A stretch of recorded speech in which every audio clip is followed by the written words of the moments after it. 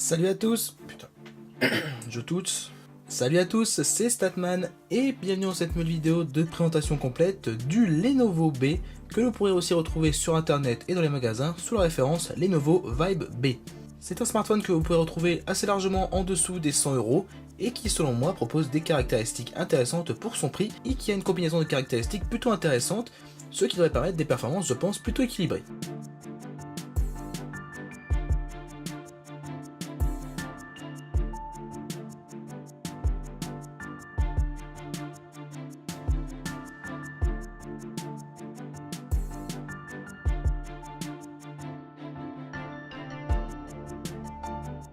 Pourquoi j'ai choisi de vous présenter ce téléphone en présentation complète puis en test plus tard? Eh bien tout simplement en allant dans un magasin électrodépôt pas très loin de chez moi, j'avais cruellement envie de trouver soit une très bonne affaire, soit un objet totalement ridicule pour pouvoir faire une vidéo sur ma chaîne. Au final, malgré de bonnes tranches de rire avec mon père dans le magasin à la vue de certaines pépites, j'ai décidé de repartir avec ce téléphone et un autre objet que soit je vous aurai déjà présenté en vidéo, soit que vous découvrirez plus tard. Voilà, la vidéo Storytime est terminée, à demain pour une nouvelle vidéo.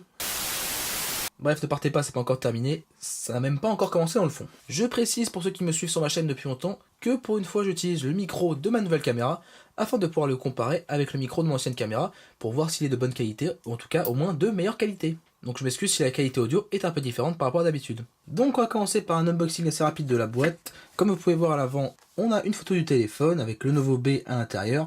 On a le rappel de la marque Lenovo tout en haut. En dessous de la boîte, sous le scotch noir, il y avait les IMEI que j'ai volontairement caché pour éviter d'avoir fait un floutage précis au montage. Au-dessus, on voit Lenovo, la référence, le Lenovo B. 8 Go, c'est le stockage du téléphone. On voit qu'il est de couleur blanche, type, je sais pas ce que ça veut dire. FCC, c'est le numéro de certification qu'a obtenu ce téléphone. En dessous, on voit le PN, je sais pas ce que c'est. On voit en dessous de scotch le Lenovo Phone A20, je sais pas quoi. Vous avez aussi toutes les bandes 2G, 3G et 4G que vous pouvez voir tout de suite, mais que je vais vous détailler un peu plus tard. On voit que chose rare pour un téléphone Lenovo qui n'est plus si rare que ça depuis que Lenovo a débarqué sur le marché français, c'est que c'est écrit en français sur le téléphone, c'est assez intéressant, c'est toujours appréciable et on voit en bas fabriqué en Chine avec le petit scellé que je vais casser juste après. À gauche de la boîte, si ce n'est du rouge, nous n'avons rien du tout. À droite de la boîte aussi, nous n'avons rien du tout, si ce n'est que je vais vous faire un petit zoom dessus tout de suite, le Lenovo Service and Warranty Assured. Au-dessus de la boîte, rien du tout. Et enfin, à l'arrière de la boîte, on voit une partie des caractéristiques du téléphone que je vais vous détailler juste après, donc je vous laisse les regarder pendant quelques secondes, mais je ne vais pas les commenter tout de suite parce que je vais en parler juste après. Et chose intéressante justement qui montre que Lenovo s'est bien servi de son rachat de Motorola pour ses smartphones, c'est que ce téléphone a été manufacturé pour Motorola Mobility, donc c'est Motorola qui a été le constructeur de ce téléphone. Enfin quelques logos que je vous ai déjà beaucoup commentés, pour une fois on va les passer. Donc voilà pour ce qui est de l'extérieur de la boîte du téléphone, on va tout de suite casser le scellé pour pouvoir accéder à l'intérieur de la boîte. Hop, raté, c'est dans ce sens là, clac clac, voilà, le scellé est cassé, on tire la boîte, ah bah oui, bien sûr j'ai oublié le deuxième scellé, clac, voilà, je deviens bon au cassage de scellé, et j'imagine qu'il va falloir pousser ou tirer la boîte d'un sens ou dans l'autre, donc oh bah non il fallait juste ouvrir la boîte comme ça, ok, donc déjà, encore une fois avant d'aller plus loin au niveau de déballage, ça se balade à l'intérieur de la boîte, c'est un petit peu dommage. Lenovo aurait pu faire un meilleur boulot au niveau de ceci. À l'intérieur, quand vous ouvrez la boîte, qu'est-ce que vous avez en premier? Vous avez un petit chargeur avec une prise européenne, bon heureusement, mais qui ressemble beaucoup au chargeur Lenovo depuis plusieurs années, pour avoir eu, je crois, 3 smartphones Lenovo en test, dont seulement 2 que vous avez vu sur cette chaîne, parce que le troisième, je n'ai toujours pas fait de vidéo dessus. C'est typiquement le même design de chargeur, il y a juste le logo Lenovo qui a changé pour laisser place au nouveau logo que vous pouvez voir ici. Au niveau des specs du chargeur, 5 volts 1 ampère, donc on est sur de la recharge classique, ce qui est plutôt logique pour un smartphone entrée de gamme, surtout vu le SoC utilisé dans ce téléphone. Ensuite, si on continue à plonger ça dans la boîte, qu'est-ce que l'on peut tirer? On peut tirer un câble USB de couleur blanche. Ce qui est bien, c'est que les accessoires sont coordonnés avec la couleur du téléphone, parce que ce téléphone est en couleur blanche. Je n'ai pas fait gaffe en le prenant, mais j'ai pris du blanc. Ça aurait pu aussi être du noir, parce que ce sont les deux seules couleurs qui ont l'air d'être commercialisées en France. Le câble USB vers micro USB. La taille est correcte. Ça a l'air d'être un câble 1 mètre, tout ce qui est plus classique. Au niveau des prises, tiens, on va les voir tout de suite. Les prises ne sont pas renforcées, donc je pense que ça peut casser assez facilement. Et au niveau de l'épaisseur du câble, elle est tout à fait banale, donc c'est un câble USB, on va dire, convenable. Il peut vous tenir un certain temps, mais je pense pas non plus qu'il vous tienne plus d'1 an. Et comme vous avez vu, toujours mon sale pessimisme. Si je vais plus loin dans la boîte, qu'est-ce qu'on a? Nous avons la batterie du téléphone. Hop, on va ouvrir ça tout de suite. c'est pas un téléphone qu'on m'a prêté donc je peux tout casser. Hein. Avec le logo Lenovo en rouge, leur nouveau logo qui est plutôt sympathique. La batterie, elle est dure, mais à ce qu'on peut voir, il y a quand même quelques petites pliures, donc voilà. Une batterie de 2000 mAh pour un smartphone qui embarque les caractéristiques que je vais vous détailler juste après. Je trouve que c'est plutôt pas mal et j'imagine que ce smartphone aura une autonomie un peu au-dessus de la moyenne. Et quand je parle d'un peu au-dessus de la moyenne, c'est-à-dire un peu au-dessus d'un jour.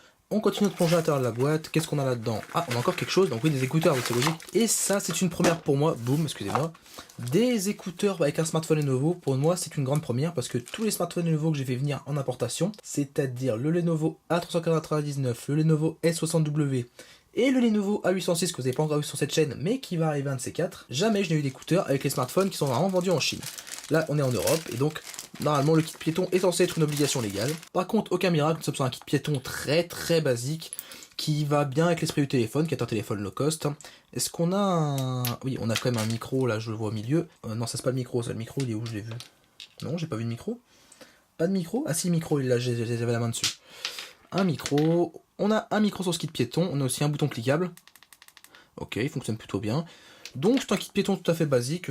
C'est à peu près le même qu'on pouvait retrouver il y a maintenant quelques années de ça dans tous les téléphones basiques, qui à l'époque étaient les meilleurs téléphones du marché avant que les smartphones se démocratisent. Enfin, une petite dédicace pour vos oreilles. Je pense qu'au bout de quelques heures, vous allez avoir bien mal aux oreilles avec ces écouteurs en plastique dur. On devrait arriver à la fin du déballage. Qu'est-ce qu'on a encore? Du papier. Guide de démarrage en français. Oh, bravo les nouveaux. Qu'est-ce qu'on a aussi? On a... Ça doit être un truc. Guide de garantie, j'imagine. Je cherche le français, voilà. Clac, clac, hop, hop. Super, encore une fois, du papier qui est transparent. Première mise en tension. Ok, c'est par rapport à l'activation du téléphone, donc là-dessus, on passe. Information concernant maintenant, c'est le support, ça c'est pour la garantie du téléphone, donc il semble y avoir un vrai SAV en France, ce qui est une bonne nouvelle. On a un support technique en ligne, un support technique téléphonique. Normalement, vous devriez avoir une garantie de 2 ans avec ce téléphone, donc voilà. N'hésitez pas à essayer de faire jouer la garantie dès que votre téléphone aura un petit souci. Ensuite, le guide de démarrage rapide qui m'étonne beaucoup, parce que je ne m'attendais pas à l'avoir, même si généralement c'est quand même quelque chose qu'on retrouve tout le temps. C'est la première fois, encore une fois, que j'ai un guide de démarrage rapide Lenovo qui est en français. Et d'ailleurs, celui-là n'a l'air d'être qu'en français. Donc, chose amusante que Lenovo a fait par rapport à beaucoup d'autres marques qui mettent des tonnes et des tonnes de langues dans leur guide de démarrage rapide, c'est que là ils ont bien centré par marché et ils n'ont mis que le guide de démarrage rapide français, ce qui je trouve est une bonne chose et doit permettre de faire quelques économies, même si imprimer du papier c'est pas ce qui coûte le plus cher dans le prix d'un smartphone. Ça vous explique quelles sont les prises de votre téléphone, l'appareil photo, les boutons, le haut-parleur, installer la batterie et les cartes SIM, le chargement, donc c'est quelque chose d'air de plutôt bien fait, en couleur, avec des petits schémas. Tiens, on va prendre tout de suite ici pour pouvoir lire un petit morceau. Connectez votre smartphone à une prise d'alimentation à l'aide du câble et de l'adaptateur USB fourni avec votre smartphone. Connectez votre smartphone à un ordinateur à l'aide du câble fourni avec votre smartphone. C'est très bien traduit, donc bravo Lenovo d'avoir fait ce travail-là. Mais bon, je pense qu'ils sont servis encore une fois des équipes de Motorola France pour pouvoir faire ce boulot. En même temps, pourquoi se priver, hein, ils ont acheté Motorola. Hein. Enfin, dernière chose qu'on va sortir de la boîte et qui est logiquement la plus importante, voilà, c'est la dernière chose. Ah, j'ai entendu un bruit encore. Non, il n'y a plus rien. C'est le smartphone en lui-même que je vais vous sortir de sa pochette. Un smartphone compact 4,5 pouces. Ça, c'est encore un autre point intéressant sur ce téléphone, c'est que c'est un rare téléphone de petite taille avec des performances qui risquent d'être intéressantes avec l'écran qu'il possède, en espérant que l'écran lui soit de bonne qualité. Je vais tout de suite vous faire un petit tour du design du téléphone avant d'aller plus loin et de vous évoquer ses caractéristiques. Donc à l'avant, nous avons un écran 4,5 pouces, une caméra frontale 2 mégapixels, un écouteur d'appel, c'est logique, les touches d'Android qui sont des touches sensitives, touche home, touche retour, et là ce sera soit la touche menu, soit la touche pour le multitâche. Connaissant Mediatek et Lenovo, je suis quasiment sûr que la touche carré va servir à faire apparaître le menu contextuel et qu'il faudra rester appuyé longtemps sur la petite maison pour pouvoir avoir accès au multitâche. C'est pas une mauvaise chose non plus, mais bon, ça casse un petit peu avec les codes Android stock. En dessous du téléphone, nous avons simplement un micro et l'encoche ici pour pouvoir ouvrir l'arrière du téléphone, ce qu'on fera dans un instant. Sur le côté droit, nous avons le bouton d'alimentation on-off et le bouton de volume plus-moins. Sur le haut de l'appareil, nous avons la prise jack 3,5 mm et le port micro USB. Alors je n'aime pas forcément l'emplacement du port micro USB quand il est en haut. On verra si pendant mon test ça me gêne ou pas. Et enfin à gauche, nous n'avons rien du tout. À l'arrière du smartphone, nous avons une caméra 5 mégapixels accompagnée de son flash LED. Une caméra qui est censée aussi ne pas contenir d'autofocus. Ça c'est peut-être un des rares points dommage sur ce téléphone. Le marquage Lenovo face au nouveau logo qui est imprimé par-dessus le plastique, qui vraiment comme vous pouvez l'entendre est un plastique légèrement texturé. En bas, nous avons le haut-parleur du téléphone avec deux petits picots qui sont censés relever le haut-parleur d'une table ou d'une surface plane. Bon, généralement, ça ne fonctionne pas et puis comme j'essaie de vous montrer là, les picots sont ridiculement petits. Et c'est tout ce que j'avais à dire par rapport au tour du design du téléphone. On va rapidement l'ouvrir pour voir l'intérieur, chose que je fais rarement d'habitude. Clac, clac, voilà. Encore une fois, j'ai couvert les IMEI avec un petit morceau de scotch blanc pour pas que vous puissiez les voir. À l'intérieur, on peut voir que nous avons deux emplacements de carte SIM qui ont l'air de se chevaucher. Attends, je vais regarder ça hors caméra rapidement. D'accord, en fait, je suis juste totalement aveugle. On a le port de carte SIM numéro 2 qui est ici, et un port de carte SIM numéro 1 qui est ici, et un port de carte micro SD qui est ici. Et bien sûr, vous mettez l'emplacement de la batterie est ici. On peut voir aussi rapidement le haut-parleur qui, comparé à d'autres smartphones qui coûtent plus cher, correspond totalement à la fente qui est taillée dans le plastique. Et les deux cartes SIM ont l'air d'être au format micro SIM. Un petit commentaire sur la batterie pendant que je suis en train de remettre le cache-batterie du téléphone. Je trouve que la batterie est plutôt épaisse pour un smartphone de cette gamme, donc j'imagine que l'autonomie sera bonne. Et petite chose que je vais vous montrer tout de suite, tant que j'y pense, c'est le petit gap qui existe entre l'écran et la vitre, prouvant que cet écran n'est pas totalement laminé. Ce qui fera que l'expérience visuelle sera sûrement un peu moins bonne. Mais bon, dans cette gamme de prix, je crois qu'aucun écran n'est totalement laminé. I don't think in this price range you can have a fully laminated screen with decent specs. Et pour tous ceux qui auront été aussi loin dans la vidéo, n'hésitez pas à mettre dans les commentaires le hashtag StatmanIsPerfect pour ceux qui auront aimé ma petite phrase en anglais. Passons maintenant aux caractéristiques de ce téléphone. On va commencer par les dimensions que je vais mesurer moi-même. Ce téléphone fait 13,2 cm de long, 6,8 cm de large, et il fait, au niveau épaisseur, je pense que ça va tourner autour des 0,9 à 1 cm. Clac, clac, voilà. On est à 1 cm d'épaisseur, donc c'est totalement logique dans cette gamme de prix. Selon Lenovo, ce téléphone fait 144 grammes, et par rapport à la prise en main que j'ai eu juste avant, ça m'a l'air tout à fait adéquat, et puis c'est pas trop lourd en main pour un téléphone de 4,5 pouces, ce qui m'étonne, j'aurais pensé que ça m'aurait plus posé dans la main. Comme dit auparavant, ce téléphone a une taille d'écran de 4,5 pouces de technologie TN selon Lenovo, ce qui est peut-être un des points décevants de cette fiche technique. On verra en pratique ce que cela va donner. Ce smartphone a une résolution de 218 pixels par pouce, ce qui est assez peu pour un smartphone. Peut-être serais-je tout autant surpris par cet écran que par celui du Lenovo A399, qui reste dans mon esprit, même s'il n'est plus énormément trouvable, une des meilleures affaires sous Android. Un écran qui est de définition 854 par 480 pixels, c'est mon premier écran FWVGA depuis un bon moment. Au niveau de la protection d'écran, elle n'est non précisée et vu le prix du téléphone, je m'attends à ce qu'il n'en ait aucune. On va regarder si en dessous de protège-écran, on va dire un peu commercial, il y a un autre protège-écran. On va juste le soulever parce que s'il n'y en a pas, je vais le laisser pour l'instant, mais je vais pas commencer le test tout de suite. Et il n'y a pas de protège-écran. J'aurais bien aimé que les Lenovo en fournissent un, mais bon, bah tant pis. Ça aurait été un petit plus appréciable. Pour ce qui est du pourcentage d'écran occupant la face avant, on est à environ 64%, ce qui est un pourcentage plutôt faible de nos jours, mais qui se comprend par le fait que ce téléphone soit un téléphone low cost, classé entre les téléphones dits basiques, donc type Nokia 3310 pour ceux qui peuvent voir la référence plus facilement, et les téléphones entrée de gamme, type Honor 5C, et les tonnes de Wiko qui sortent tout le temps. Ce téléphone est doté d'un appareil photo dorsal de 5 mégapixels à focale fixe malheureusement, avec un flash LED et qui peut prendre des vidéos en 720p très sûrement à 30 images par seconde. L'appareil photo frontal est de 2 mégapixels lui aussi à focale fixe, ce qui là par contre est plus logique, et je n'ai pas trouvé l'information mais je pense que les vidéos seront prises en 480p ou en VGA, ça ce sera confirmé au moment où j'allumerai le téléphone tout à l'heure. Le SoC est un Mediatek MT6735M et c'est l'un des points les plus intéressants de cet appareil je trouve. C'est notamment en plus le premier téléphone que je peux avoir avec ce SoC alors que celui-ci est sorti depuis maintenant un an et demi. Donc ça a renforcé mon intérêt pour ce smartphone pour avoir un exemple de ce SoC plutôt orienté vers l'économie d'énergie. Il est composé d'un CPU 4x1 GHz au Cortex A53 et il est accompagné d'un GPU Mali T720 MP2 sûrement cadencé à une vitesse relativement basse. Je parie sur 400 MHz, je n'ai pas info officielle mais c'est ce qui me semble le plus vraisemblable. On a le droit à 1 Go de RAM et à 8 Go de stockage avec une extension de mémoire par port micro SD compatible avec des cartes de jusqu'à 32 Go selon Lenovo. On verra si on peut aller plus haut que cette limite assurée par le constructeur. Pour ce qui est du déplacement d'application sur la carte micro SD, je l'espère fortement. Je prie pour que Lenovo n'ait pas viré l'adaptable storage de sa ROM Android 6.0. Il proposait, et ça il faut le savoir, déjà une option de fusion de la carte micro SD avec la mémoire interne sous Android 4.4. Il était précurseur sur ce point, j'espère qu'ils ne me décevront pas. Comme on l'a vu tout à l'heure, la batterie est de 2000 mAh. Je fais confiance à Lenovo pour nous avoir annoncé un chiffre réaliste. Ça promet une plutôt bonne autonomie et on verra ce que cela donnera lors de la vidéo de test. Les touches système sont 3 touches sensitives non rétroéclairées façon Android 5.0 et supérieur, sauf pour le bouton du milieu qui ressemble à une maison au lieu d'un un rond. Pour ce qui est des micros, j'en ai vu qu'un seul lors de mon tour du design, donc ce téléphone a l'air d'être doté d'un micro primaire et ne semble pas doté d'un micro secondaire annulant les bruits ambiants. Pour ce qui est du capteur de luminosité de proximité, n'en ai vu aucun des deux et dans les spécifications il n'en est pas fait allusion, donc on va vérifier cela après en allumant le téléphone. Et enfin pour ce qui est du port de synchronisation, c'est un port micro USB 2.0, ce que je trouve tout à fait cohérent sur un smartphone low cost. Enfin le système d'exploitation est Android 6.0 avec la surcouche de Lenovo appelée Vibe. Vous savez quoi, allez fuck it, on va retirer le protège écran pour pouvoir y voir quelque chose au moment où je vais démarrer le téléphone. Et hop, c'est parti. Plus de batterie? Ah si, voilà.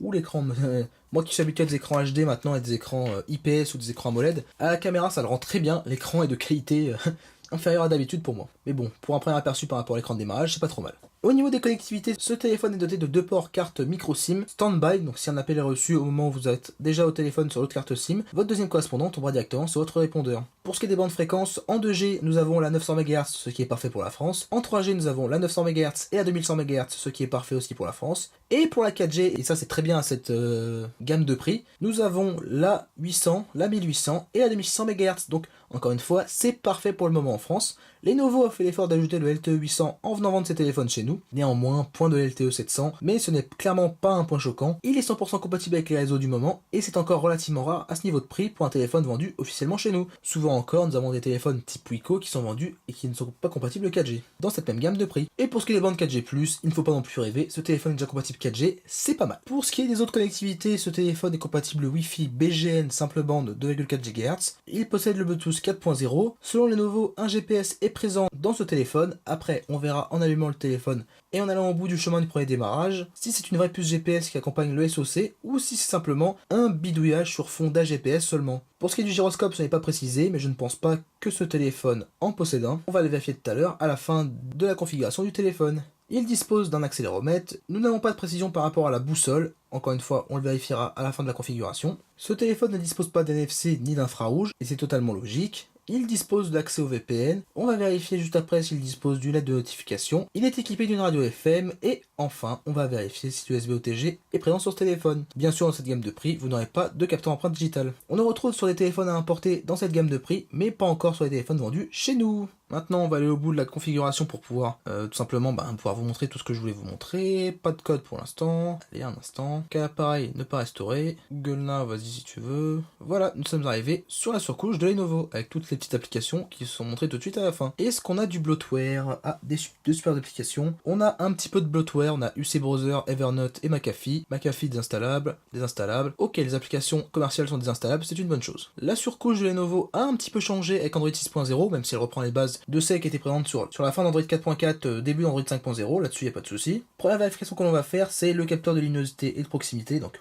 proximité, clairement, je pense pas qu'il y en ait, j'en vois aucun. Par contre, capteur de luminosité, alors affichage du niveau de luminosité. Il n'y a pas d'option pour pouvoir changer le niveau de luminosité automatiquement, donc ce téléphone n'est pas doté de capteur de luminosité. Pour ce qui est du GPS, on va aller voir tout de suite. Alors, localisation, activons le GPS, haute précision. Donc logiquement ce téléphone est doté d'un GPS. Pour ce qui est d'une lettre de notification, on va essayer de brancher le téléphone, voir si une lettre se déclenche. Le téléphone a vibré, pas de lettre se déclenche. Allons voir quand même dans les paramètres si quelque chose est disponible. Je ne vois aucun paramètre relié à une quelconque lettre de notification, donc pas de lettre de notification sur ce téléphone, et c'est un petit peu dommage. Pour ce qui est de l'USB OTG, on va brancher tout de suite ma petite clé USB. Avec un port micro USB, clac, aucune réaction pour le moment, je vais peut-être mal brancher, je l'enfonce un peu plus, sans tout casser. Aucune réaction, on va aller voir dans le stockage, non, aucune réaction. Donc ce téléphone ne semble pas doté d'USB OTG, encore une fois un point qui est plutôt dommage parce que logiquement, il me semble que le MT6735 est compatible avec l'USB OTG. Pour ce qui est de la boussole, ça va aller très vite, aucune boussole n'a l'air d'être présente, donc ça ne fonctionne pas du tout. Une application pratique si vous voulez vérifier que votre téléphone dispose d'un gyroscope ou pas, c'est cette petite application EasyVR, que si vous la lancez, que vous faites check, ça va vous vérifier les capteurs dans l'appareil. Et comme je le pensais, ce téléphone ne dispose pas de gyroscope et n'est donc pas compatible avec la réalité augmentée. En même temps, sur un téléphone avec un écran 480p, la réalité augmentée, je pense pas que ce soit une bonne idée. Le GPS a fait un fixe instantané quasiment, et donc je vous confirme qu'il y a bel et bien une puce GPS dans ce téléphone, et Mediatek a l'air d'avoir fait des progrès sur ce point-là. parce que les puces GPS sur les processeurs Mediatek MT65 quelque chose, elles étaient relativement lentes. Là c'est très rapide et en plus l'acuité du GPS est très bonne. Par contre je ne vois aucun des chiffres en dessous qui dispose d'un carré blanc, donc ce téléphone doit avoir une compatibilité GPS mais ne doit pas avoir de compatibilité GLONASS. Et pour faire mon mea culpa, j'ai été mauvaise langue, désormais Lenovo a mis le multitâche sur le bouton carré, ce qui est logique par rapport au code d'Android Stock. Et la chose amusante, c'est que dans leur surcouche qu'ils ont adapté officiellement en français, quand vous ouvrez tous les menus, au final, vous tombez sur les menus d'Android Stock. Ici, voilà. En fait, il n'y a que le menu de paramètres qui est surcouché, par contre le reste, c'est tout simplement Android Stock. Ah, d'ailleurs, chose intéressante, le lanceur Google Now est disponible sur ce téléphone. Tiens, on va le mettre, on va ressortir. Donc oui, on a un lanceur officiel Google, un lanceur avec un tiroir d'application. Donc bien joué Lenovo d'avoir pensé à cela. Certes, il faut aller le chercher un petit peu parce qu'on n'a rien qui nous l'indique de base. C'est une bonne idée d'avoir inclus d'un côté votre lanceur sans profondeur de navigation et de l'autre côté le lanceur officiel de Google qui contient lui un tiroir d'application. La qualité de la lampe torche du téléphone, en tout cas du flash LED qui là me sert de lampe torche, est tout à fait correcte parce que comme vous pouvez voir, j'arrive à éclairer plutôt convenablement mon bureau avec simplement le flash LED du téléphone qui arrive à éblouir l'optique de ma caméra, ce qui est souvent bon signe pour signifier que c'est un bon flash LED qui peut faire office d'une lampe de secours tout à fait compétente. Et comme vous pouvez voir, même là, en me mettant comme cela, clairement l'éclairage est correct. Même, bon, c'est pas au niveau de ma lampe qui me sert à tourner, c'est logique, mais par rapport à ce que j'ai pu voir sur les téléphones low cost et même d'ailleurs des fois entrée de gamme, clairement là je suis plutôt surpris. Bon, si vous ne l'avez pas compris, cette vidéo de présentation va être un peu plus longue que d'habitude, parce que tout simplement ça fait longtemps que j'ai pas testé de téléphone entrée de gamme, et ce téléphone m'intrigue plutôt, donc j'ai envie de passer un peu de temps dessus, de passer par pas mal de points dès ma vidéo de présentation. J'espère que vous comprenez ma démarche. Dernière vérification que je voulais faire avant de passer à la conclusion de cette vidéo qui va être très rapide, vous allez voir, c'est de voir justement si l'Adaptable Storage avait été sauvegardé dans la ROM Android 6.0 de Lenovo. Et en insérant une carte micro SD, je me rends compte que c'est le cas parce qu'on me propose, après l'avoir reformaté au bon format pour Android, que je peux soit l'utiliser en tant que mémoire externe, donc comme avant, pour pouvoir mettre seulement des fichiers et de la musique, ou alors de la formater comme mémoire interne, histoire de la fusionner avec les 8 Go de stockage interne qui sont donnés de base, sachant que j'ai cru voir qu'il n'y avait que 3,5 Go de disponible, ce qui est assez peu. Donc merci de Lenovo d'avoir pensé à garder l'Adaptable Storage dans votre ROM. On formate la carte SD pour qu'elle fonctionne avec la mémoire interne du téléphone. On patiente. Et chose amusante, ce téléphone m'indique que ma carte SD ne semble pas rapide. Pourtant c'est une carte SD classe 10, 64 Go. Alors peut-être que ma carte SD commence à se faire un peu vieille et commence à perdre en vitesse. J'essaierai quand même de mettre des applications dessus. Et si ça marche pas, et ben pendant ma période de test, je changerai la carte SD par une autre. Et dernier petit point avant de passer à la conclusion, comme vous pouvez voir, j'ai une mise à jour système sur ce téléphone, ce qui prouve que Lenovo a malgré tout un suivi assez sérieux sur ce téléphone, même low cost. Hop, c'est parti, la mise à jour se fait. Donc voilà pour ce qui est de la vidéo de présentation complète du Lenovo B. Je n'aurai qu'une seule attente envers lui, étant donné que c'est un téléphone low cost, c'est tout simplement que ce soit un téléphone qui fonctionne bien. Je vais vraiment essayer de veiller lors de ma vidéo de test complet à mettre en avant le fait que si oui ou non ce téléphone peut être un bon téléphone low cost à acheter. Par exemple si vous avez un téléphone ultra haut de gamme ou haut de gamme qui tombe en panne. Pour une fois je vais pas détailler audio, machin bidule chouette, je m'attends à ce que tout fonctionne comme un téléphone low cost. Et ma plus grosse attente c'est que ce soit carrément un Wiko killer. Je m'attends à ce que ce téléphone soit meilleur qu'un Wiko. C'est vraiment une des raisons principales de pourquoi je l'ai acheté. J'espère qu'il ne me décevra pas parce que sinon je l'exprimerai clairement lors de ma vidéo de test complet. Donc voilà, c'est la fin de cette vidéo sur ce Lenovo B. J'espère que cette présentation vous aura plu. Si c'est le cas, n'hésitez pas à lâcher un petit like. Et sur ce, je vous dis à très bientôt pour de futures vidéos. Allez, salut!